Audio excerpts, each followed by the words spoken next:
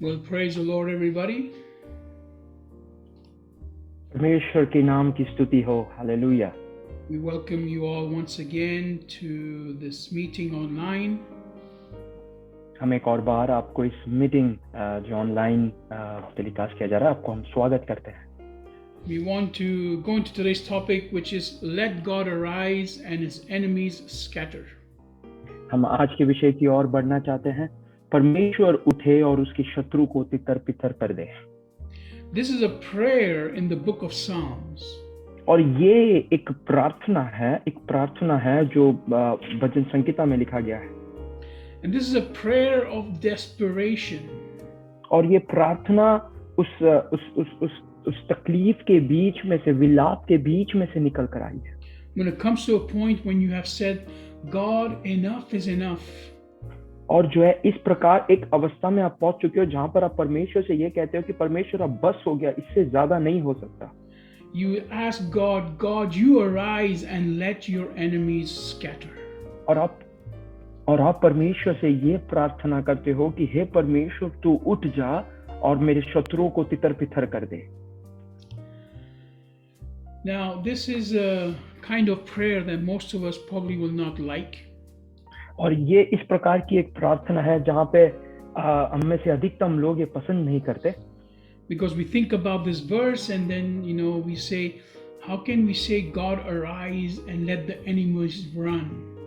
और जो है हम इस प्रकार सोचते हैं कि किस प्रकार हम ये इस प्रकार कह सकते हैं कि परमेश्वर आप उठ जाए और जो है शत्रु वो भाग चले। Where is God's mercy?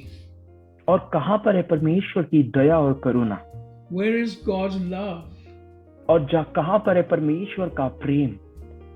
We have to understand that God's love is always going to be there for us. हमें इस बात को समझना जरूरी है कि परमेश्वर का प्रेम सदा काल हमारे साथ रहता है। But that God is also full of justice and he has to show his power. और परमेश्वर जो है वो न्याय देने वाला परमेश्वर है और वो हर समय सामर्थ्यशाली परमेश्वर है।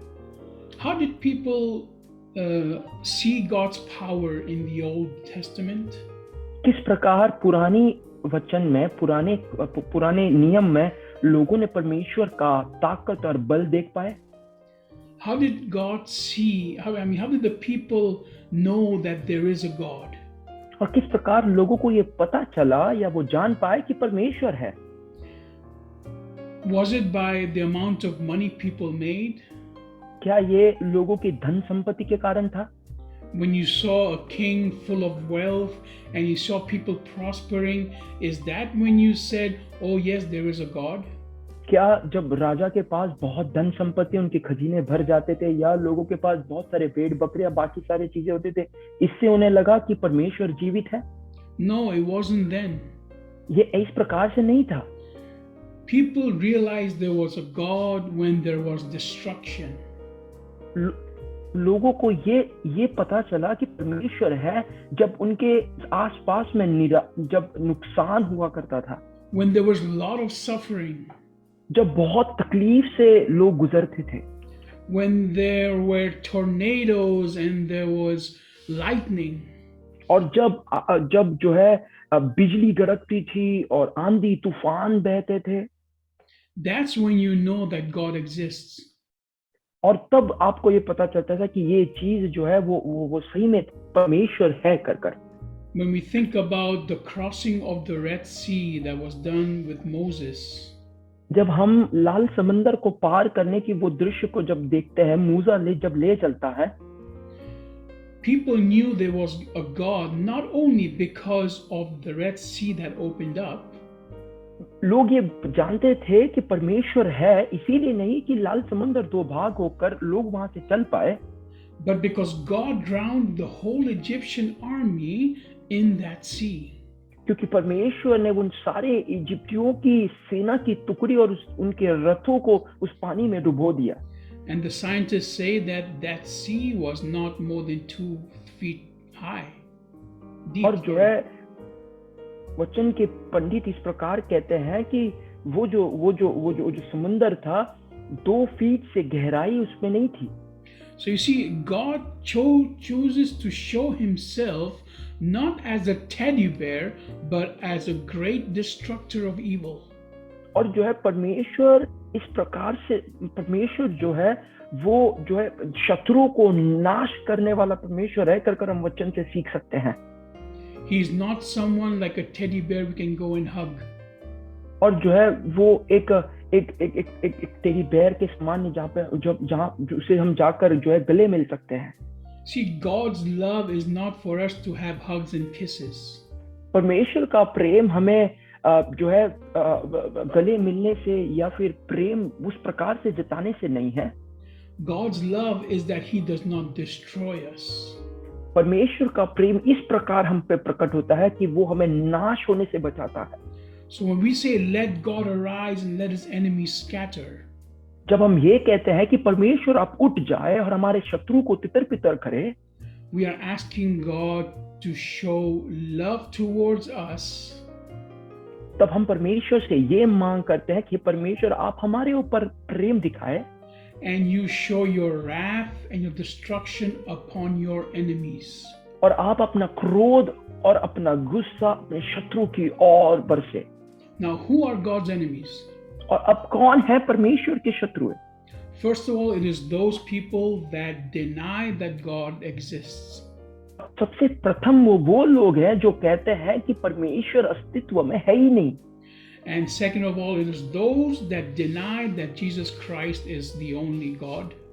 और दूसरे वो लोग हैं जो वो इस बात का इनकार करते हैं कि यीशु मसीह ही जीवित परमेश्वर है. And third, it is those people that attack the children of God. और तीसरे वो लोग हैं जो परमेश्वर के संतान को नुकसान या उन्हें सताते हैं. There comes a time when God says enough is enough. और एक समय इस प्रकार आता है जहां पे परमेश्वर ये कहता है कि अब बस जितना जो हो चुका वो हो चुका. We really truly see God's power not in his mercy but in his destruction. हम परमेश्वर की दया और करुणा उनकी उनके अच्छे कामों पे नहीं परंतु उनके जब वो नाश करते हैं उनके बीच में हम वो अनुभव कर पाते हैं. See, we sit around and we look at the sun and we say, oh, how nice. हम जो है हम चारों ओर देखते हैं, हम सूरज को देखकर कहते हैं देखो कितनी अच्छी धूप है या कितना अच्छा रोशनी है. And we look at a beautiful scenery or we see the trees and we say, yes, God created this.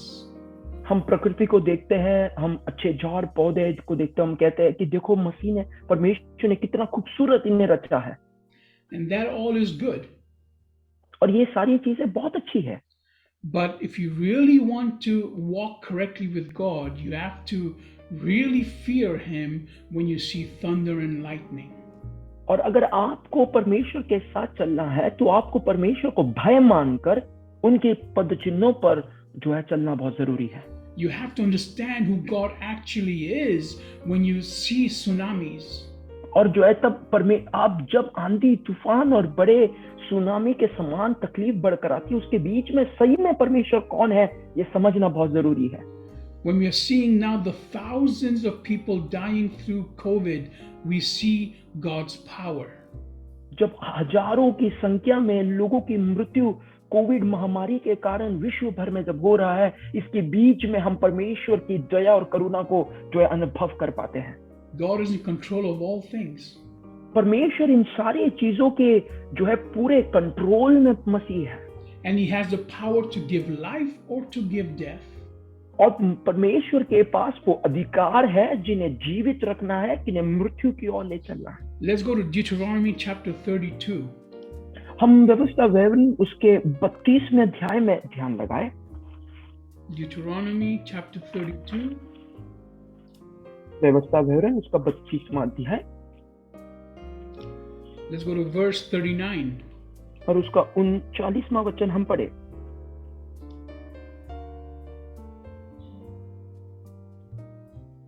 It says, see now that I, even I, am he, and there is no God with me. I kill and I make alive. I wound and I heal. Neither is there any that can deliver out of my hand. आमेन, आमेन. इस प्रकार उस वचन को हम पढ़ते हैं. इसीलिए अब तुम देख लो कि मैं ही वो हूँ और मेरे संग कोई देवता नहीं। मैं ही मार डालता और मैं ही जिलाता भी हूँ।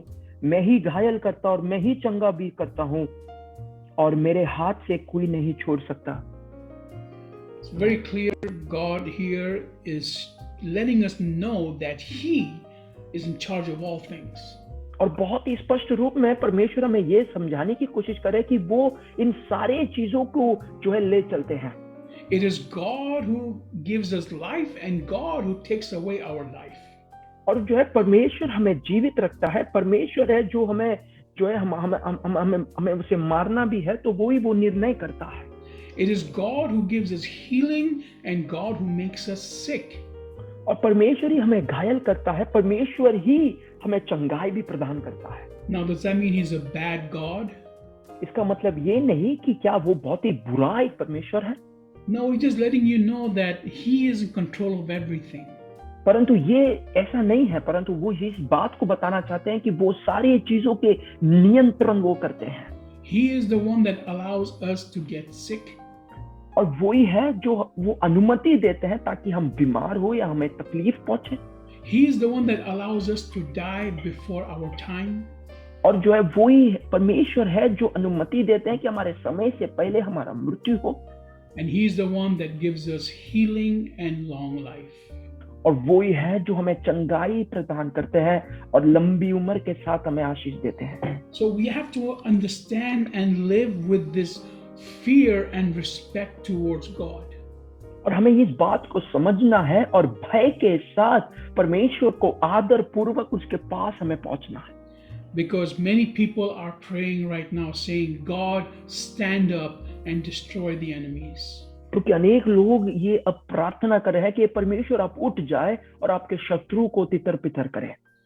God is now also Himself saying, enough is enough.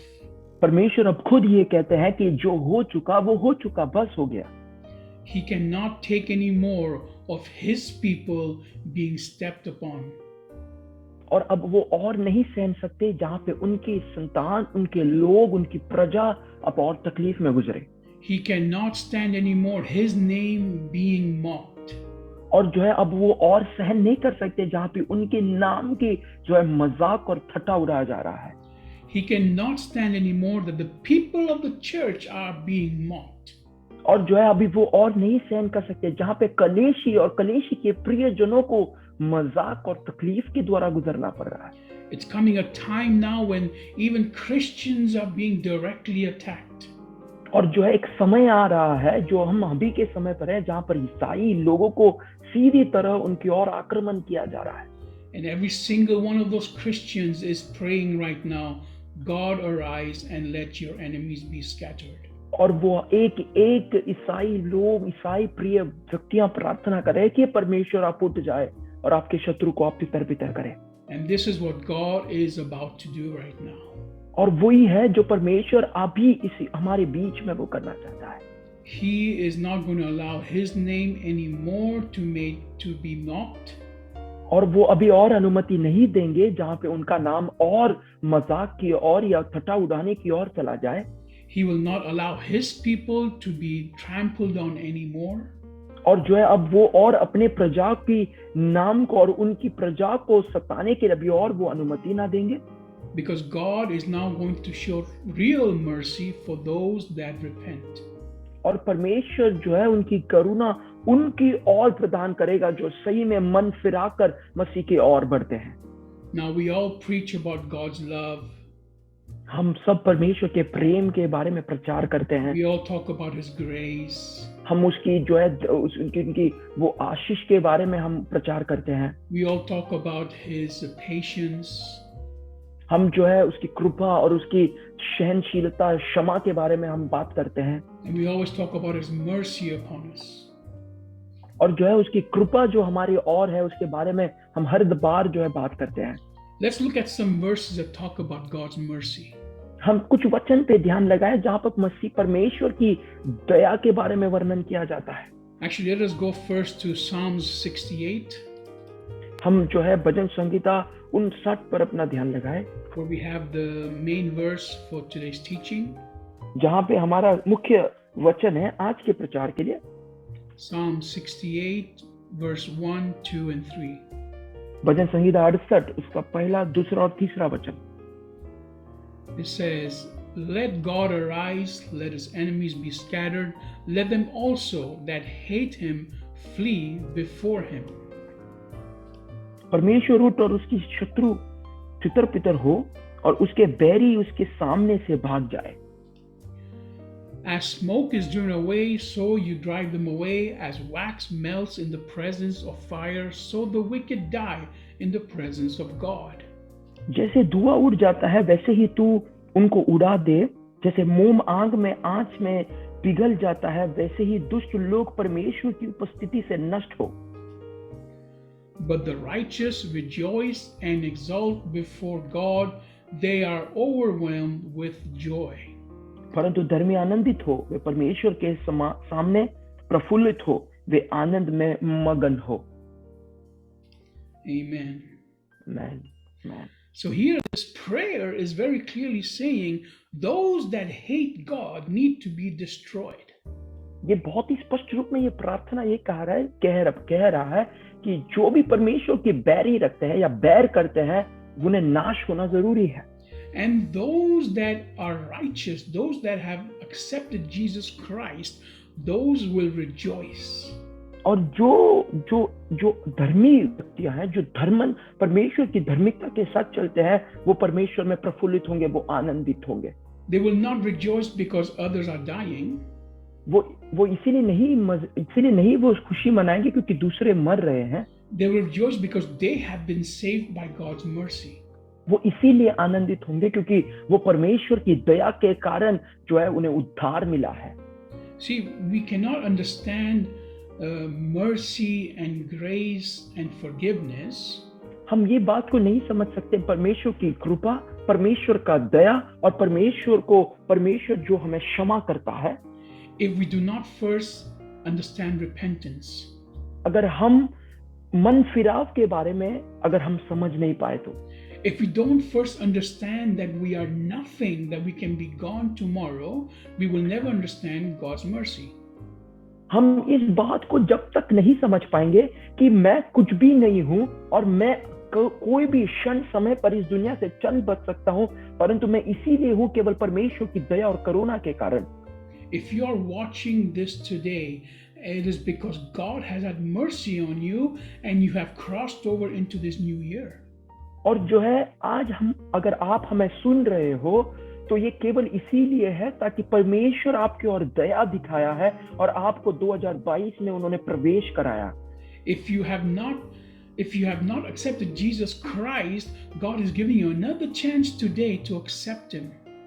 अगर आपने यीशु मसीह को अपना खुदा परमेश्वर होकर स्वीकार नहीं किया है, आज परमेश्वर आपको एक और मौका दे रहा है उस जीवित परमेश्वर को परिचय होने के लिए। Because if you are rejecting Jesus Christ, you have become the enemy of God. अगर आप जीवित यीशु मसीह को इनकार कर रहे हो तो आप परमेश्वर के शत्रु के समान हो। Now you can say no, but I have my own gods. आप ऐसा कह सकते हो कि नहीं, मुझे मेरे अलग देवताएं हैं। No, but I have my own faith. आप कह सकते हो कि नहीं, मेरा कुछ और विश्वास है। Jesus clearly says in the Bible, if you're not for me, you are against me. अगर जो है वचन में बहुत ही स्पष्ट रूप में मसीह ये कहता है, अगर आप मेरे साथ नहीं तो आप मेरे विरोध खड़े हो। So if you are not a follower of Jesus Christ, you are God's enemy. अगर आप यीशु मसीह की अगुवाई नहीं करते हो तो आप यीशु मसीह के शत्रु कहलाते हो। So God is arising right now and the enemies are going to be destroyed. और परमेश्वर जो है वो अब उठेगा, वो विराजमान होगा और शत्रु जो है वो तितर पितर गिरेंगे। Now let us get back to God's mercy. हम परमेश्वर की दया की ओर लौट कर आए। Daniel chapter 9. दानियेल का किताब उसका 9वां अध्याय Verse 9. और उसका 9वां वचन। It says, but to the Lord our God belong mercy and forgiveness, though we've rebelled against him. परंतु यदि हम अपने परमेश्वर प्रभु से फिर गए तो भी तू दया सागर और क्षमा ही रखता है। So it is up to God to give us mercy and forgiveness because we have rebelled. हम परमेश्वर के ऊपर है जो हम पे वो दया और करुणा बरसाता है, क्योंकि हम परमेश्वर से लड़े थे। Now let's go to Titus chapter 3. हम तीतस की किताब पत्री उसके 3 अध्याय, That's in the New Testament. नई नियम का एक पत्र है। Titus chapter 3 verse 5. तीतस को लिखा गया पौलुस का पहला पत्र, उसमें उसका 3 अध्याय उसका 5वां वाक्य Says, "'Twas not for deeds that we had done, but by his steadfast love alone he saved us through a second birth, renewed us by the Spirit's work." तो उसके हमारे उद्धार किए, और यह धर्म के कामों के कारण नहीं जो हमने आपके पर अपनी दया के अनुसार नए जन्म के स्नान और पवित्र आत्मा के हमें नया बनाने के द्वारा हुआ। In verse 6, "And poured him out upon us," talking about the Spirit, "through Jesus the Messiah, our Savior true." और पवित्र आत्मा के बारे में इस प्रकार 6वें वाक्य में कहते हैं, जिसने उसे हमारे उद्धारकर्ता यीशु मसीह द्वारा हम पर अधिकाई से उंडाला। Amen. Amen. So very clear, we see here once again that God has saved us because He loves us. और बहुत ही स्पष्ट रूप में यहाँ पर ये लिखा है कि परमेश्वर ने हमें इसीलिए बचाया था क्योंकि वो हमें प्रेम करता है। It is not because anything we have done. ये इसीलिए नहीं कि कोई बड़े कार्य, कोई पुण्य का कार्य हमने किया हो, And that is true mercy. और उनकी दया के कारण। The only thing we have done is believed in Jesus Christ. और हमने जो एक केवल चीज किया है वो ये है कि हमने यीशु मसीह पर विश्वास किया, Is that we have repented of our sins. और हमने अपने पापों से हमने क्षमा मांगा, हमने मन फिराए, And we have stopped hating God. और हम परमेश्वर से बैर रखना अब बंद किए हैं, या हम नहीं करते, हम परमेश्वर से नफरत नहीं करते। And because of this, God has shown mercy upon us. और इसी कारणवश परमेश्वर ने हमारे और दया बरसा, And we can now be saved through Jesus Christ. और अब हम यीशु मसीह के द्वारा हम बच सकते हैं। Let's go to Deuteronomy chapter 4. हम व्यवस्था विवरण की किताब उसके 4 अध्याय में वापस लौट कर आए। Deuteronomy chapter 4 verse 31. व्यवस्था विवरण 4 अध्याय उसका 31वां कलाम हम जरा देखें। Says, "For God is compassionate or merciful. The Lord your God won't fail you. He won't destroy you or forget the covenant that he confirmed with your ancestors."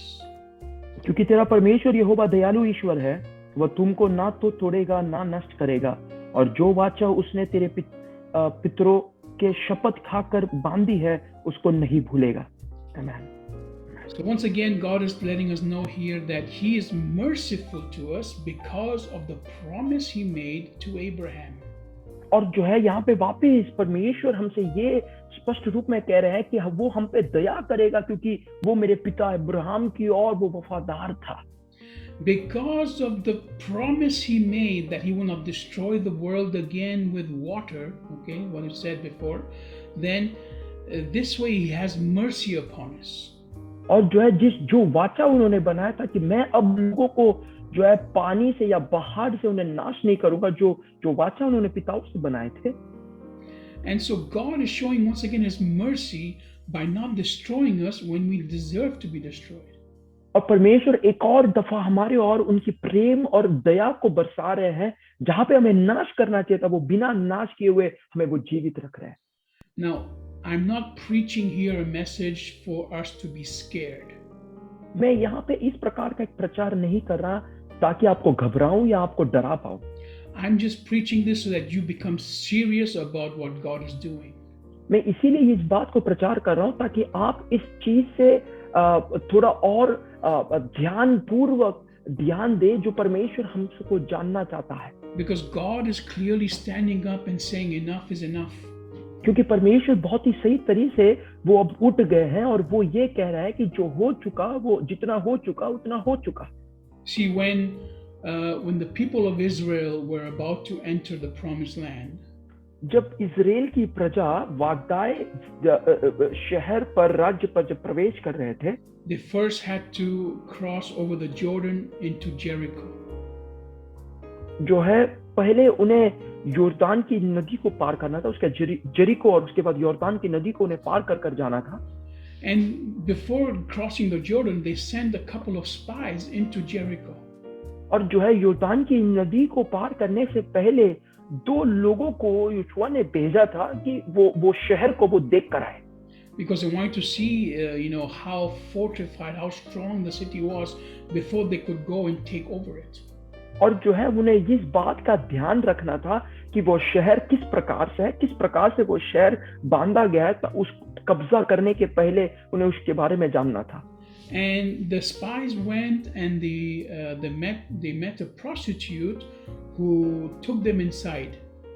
और जो है जो लोगों को भेजे गए थे वो वहां पर गए और वो जो है एक वैसी स्त्री से मिलते हैं जो उन्हें शरण अपने घर के अंदर देती है। And she clearly says, "We know who you are and we know who your God is."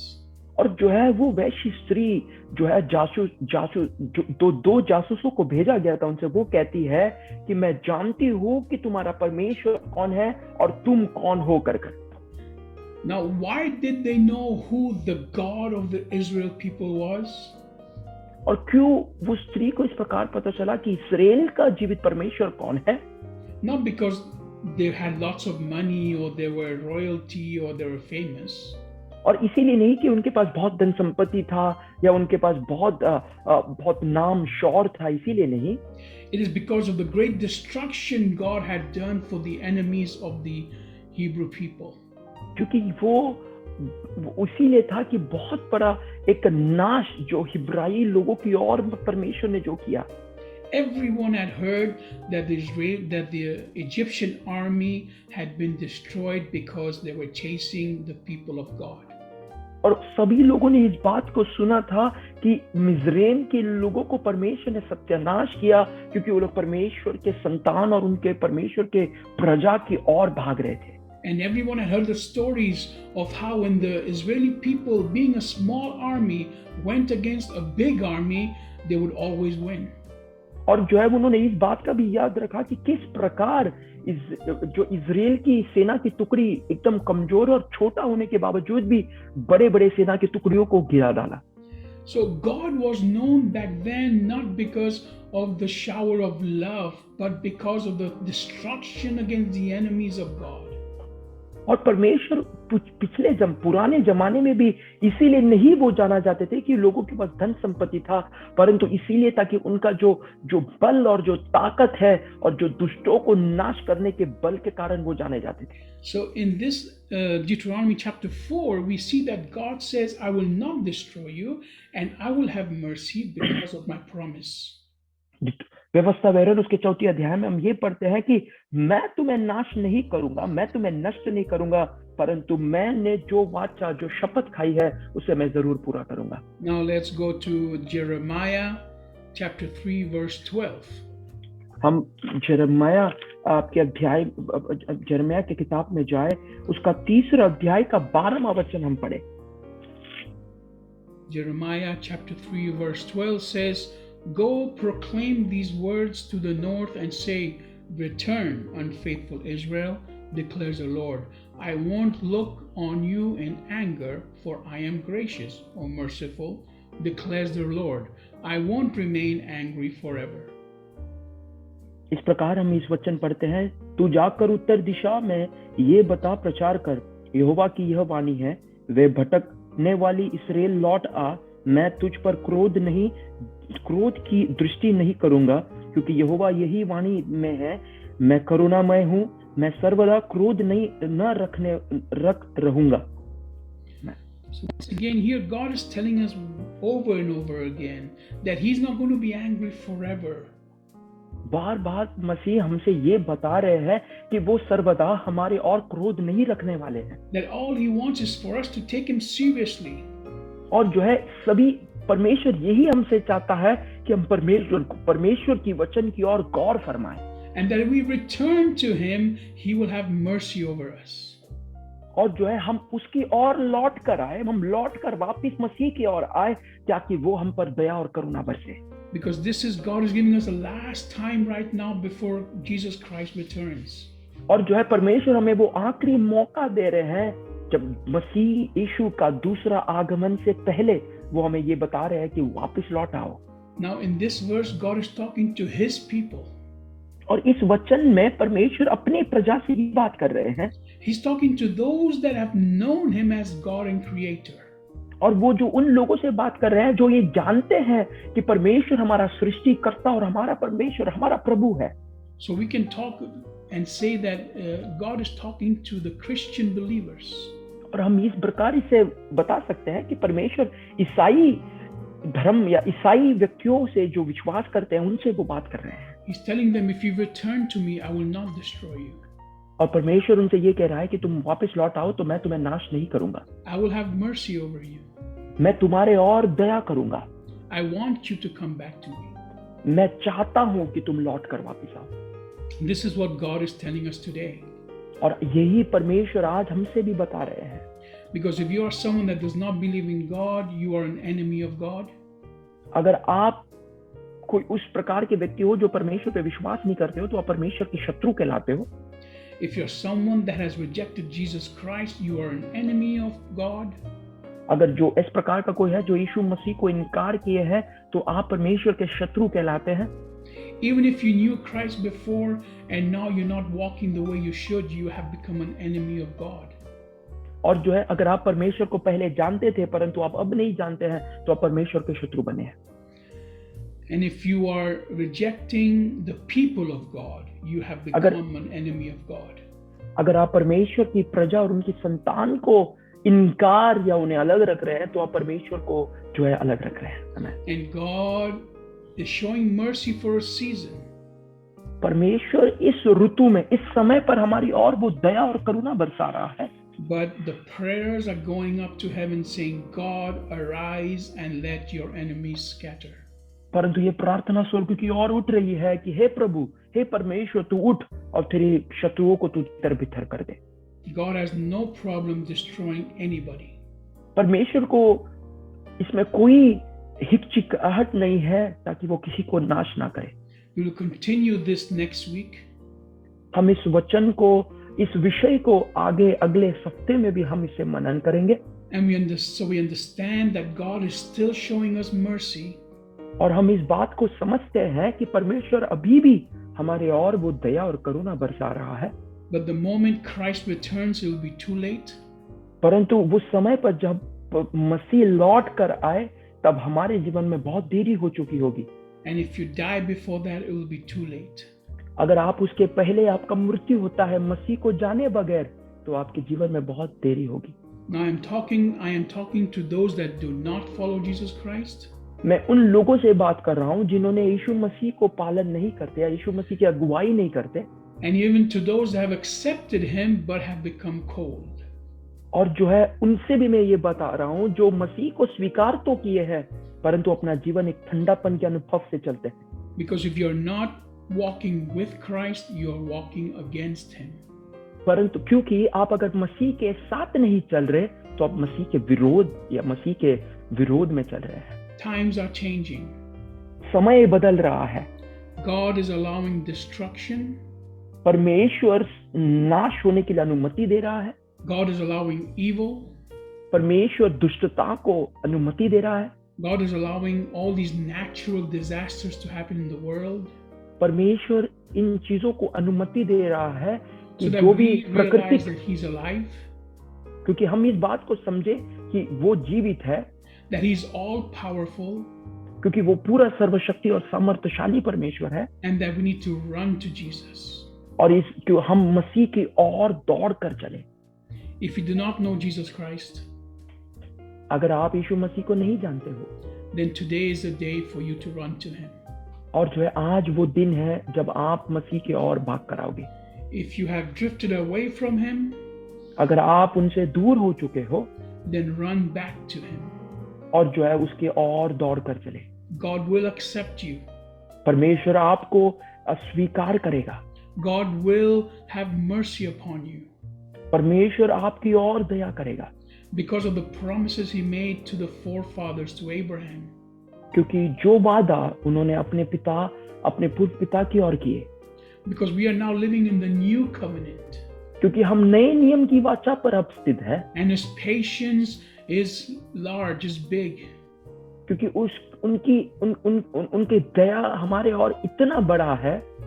But we also see next week क्योंकि हम अगले हफ्ते ये भी देखेंगे that he allows many people to die और वो अनेक लोगों को मृत्यु होने के लिए अनुमति देते हैं, to show his power. क्योंकि उनका ताकत को वो दिखा पाए। He did it in the Old Testament. उन्होंने पुराने नियम में भी किया He's still doing it now. और वो नए नियम में भी ये करेंगे। And in the New Testament, we also see how God lets people go into the hands of Satan.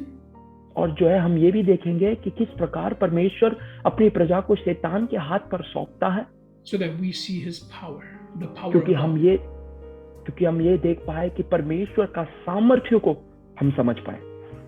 So we ask you today to surrender to Christ. हम आज ये मांगते हैं कि आप अपना जीवन परमेश्वर के हाथों में समर्पित करें। If you want to surrender to him, then let us know. अगर आप मसीह को अपना जीवन समर्पित करना चाहते हैं, उसे अधिक जानना चाहते हैं, तो हमें जरूर बताइएगा। We will teach you how to do it. हम आपको ये बताएंगे, सिखाएंगे, मदद करेंगे कि आप किस प्रकार ये करें। We will pray with you, हम आपके साथ मिलकर प्रार्थना करेंगे and we will show you the great love that Christ has shown us. और वो प्रेम जो मसीह ने हम पर निछोड़ा है, वो प्रेम हम आपके साथ बांटेंगे। God bless you. परमेश्वर आपको आशीष करे। May you see the truth this week itself. ये सप्ताह में ही, आज के दिन ही वो सच्चाई को और वो आजादी को आप पा पाए। And join us again next week. और हमारे साथ दोबारा जुड़िएगा अगले हफ्ते। Do follow us on social media during the week. ये सप्ताह हमारे सोशल मीडिया चैनल्स पर आप जरूर हमें देखें। We have many different meetings during the week. अनेक अलग अलग प्रकार की मीटिंग्स हमारे हफ्ता भर चलता है। And send us your prayer requests. और आप अपनी प्रार्थना की जो भी आपकी गुजारिश है वो हमारे से करें, हम आपके लिए प्रार्थना करें। God bless you. परमेश्वर आपको आशीष करे। And thank you for joining us once more on Karma to Christ. एक और बार हम आपको धन्यवाद देते हैं हमारे साथ आज जुड़ने के लिए कर्मा टू क्राइस्ट की ओर।